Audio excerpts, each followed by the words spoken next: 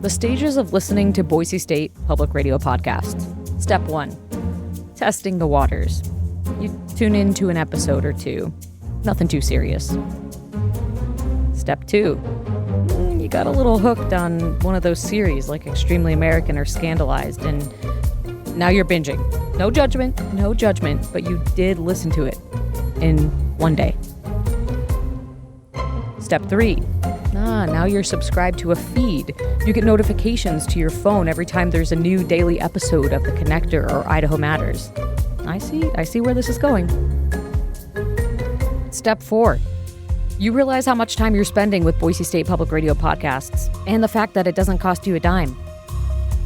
Step 5, you decide to step up and support your podcast listening because you can, because you want to, not because you have to.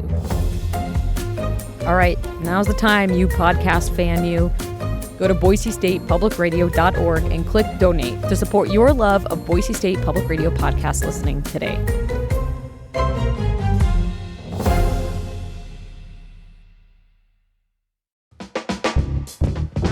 From Boise State Public Radio, this is The Connector. It's Idaho's Daily News. Good morning. I'm George Prentice.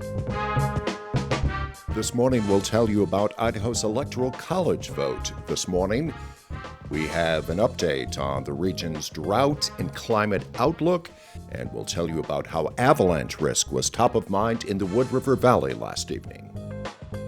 It is Tuesday, the 17th of December, and here come today's stories.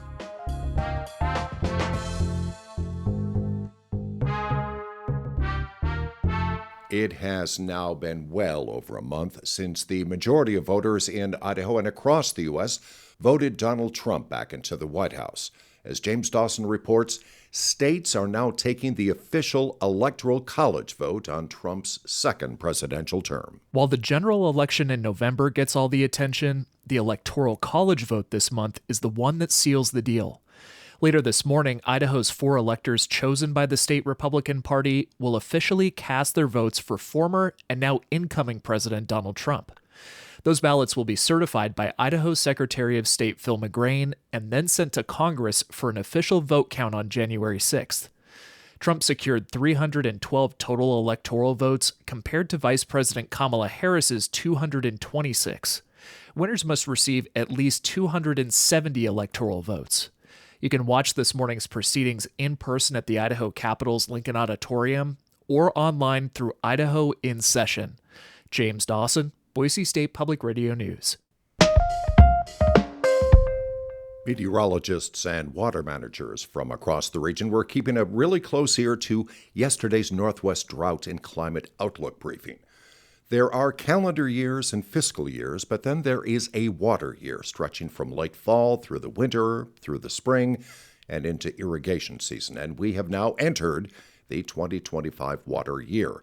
Looking at the first few months of the water year, which is to say the past 3 months, our region, and in particular, south central Idaho, has been historically warm, about 4 degrees above average, and has remained mostly dry. Dr. Zach Hoylman is from the University of Montana.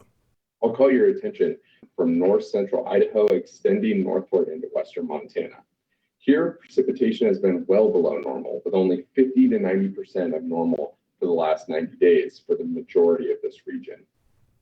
Simply put, we have entered a new water year with much of the region still in drought. Low stream flow, dry soils, and precipitation deficits over the last 3 to 24 months and even longer have produced regions of severe or D2 and extreme or D3 drought conditions in Montana and Idaho. But now to some good news, a shift to a La Nina weather pattern this winter. Andrea Baer is a climate services program manager at the National Weather Service, and she reminds us of how La Nina has a significant impact to our region. Under typical winter La Nina pattern, the jet stream is shifted further to the north, and the Pacific Northwest tends to benefit with wetter conditions and cooler conditions, which spread into the north central portion of the U.S. Now, most recently, our region saw some ski resorts have earlier than usual openings this season, and now we're getting word that even more Idaho ski resorts are following suit. Laura Patterson is with Northwest Public Broadcasting.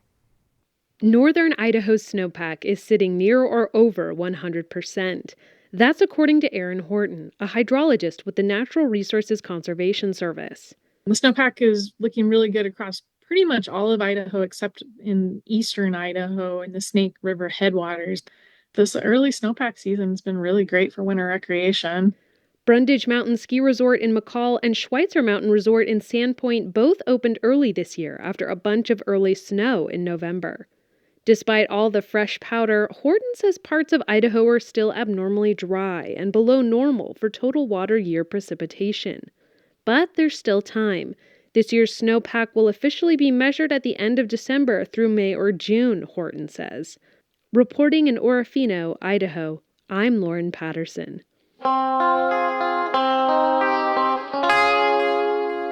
The very real threat of avalanche was top of mind last evening in Ketchum.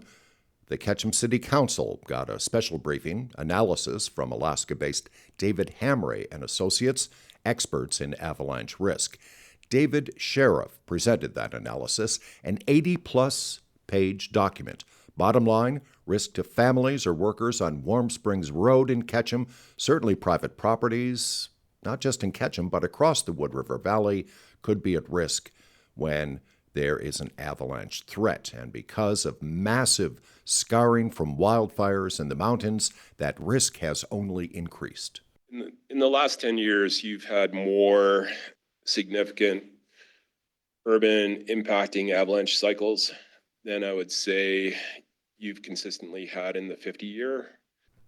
One of the proposals on the table, a creation of an avalanche commission that could make quick decisions. Here's Ketchum Mayor Neil Bradshaw. I'm all in favor of commissions if it's going to improve things, but not if it's adding bureaucracy.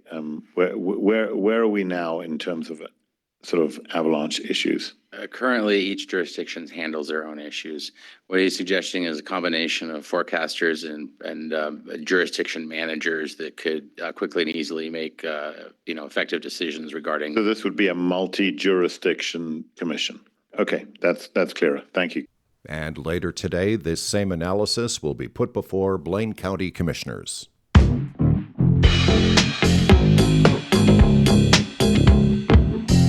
Now to Valley County and an effort to have greater transparency on management of public lands.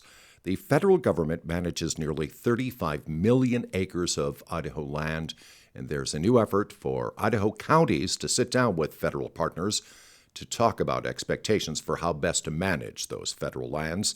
Here is Valley County Commissioner Sherry Maupin. It's frustrating. We do need to collaborate. They own a lot of our ground. This resource management plan that we're working on, this is going to be done throughout the state. Each one of the counties are now being engaged. I chair the Public Lands Committee for the state of Idaho. We're talking to every county. How do you want to work with your federal partners?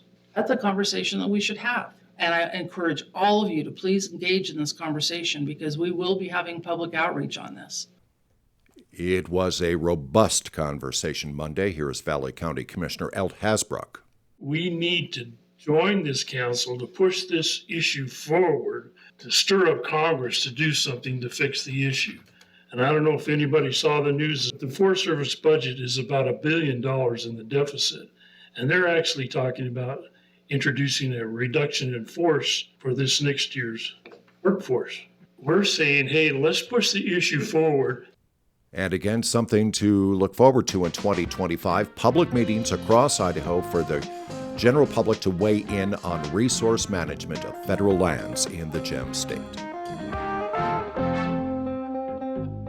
And that is today's episode of The Connector. I'm George Prentice. We will see you back here on Wednesday. To stay in touch with the news between now and then, check out BoiseStatePublicRadio.org or download the free Boise State Public Radio app. And for now, thanks for listening.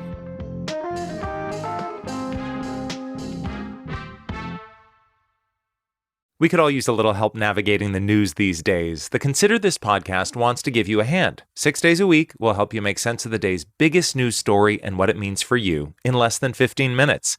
Listen now to the Consider This podcast from NPR.